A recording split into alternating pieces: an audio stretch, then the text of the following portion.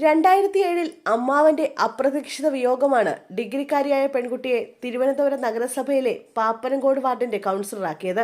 എന്നാൽ 8 വർഷത്തിനിപ്പുറം അതേ നഗരസഭയിലെ ഉപാധ്യക്ഷയെന്ന ചരിത്ര നേട്ടത്തിനരികെയാണ് ആശാനാഥ്.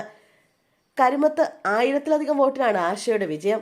ഡെപ്യൂട്ടി മേയർ സ്ഥാനാർത്ഥിയാക്കാനുള്ള പാർട്ടിയുടെ തീരുമാനം തീർത്തും അപ്രതീക്ഷിതമാണെന്ന് ആശാനാഥ് പറഞ്ഞു. കൗൺസിലർമാരുടെ യോഗത്തിൽ വെച്ചാണ് വിവരമറിഞ്ഞത്. വളരെ ഭാരിച്ച ഉത്തരവാദിത്തമാണ് പാർട്ടി ഏൽപ്പിച്ചിരിക്കുന്നത്.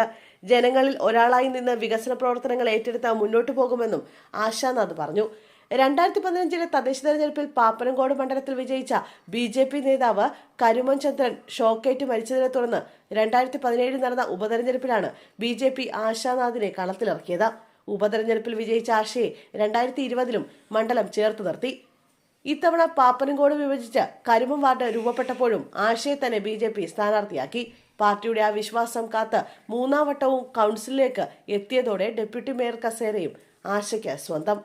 പ്രതിപക്ഷത്തിരിക്കെ കോർപ്പറേഷൻ ഭരണത്തിനെതിരെ BJP നടത്തിയ എല്ലാ സമരങ്ങളിലും സജീവ സാന്നിധ്യമായിരുന്നു ആശ.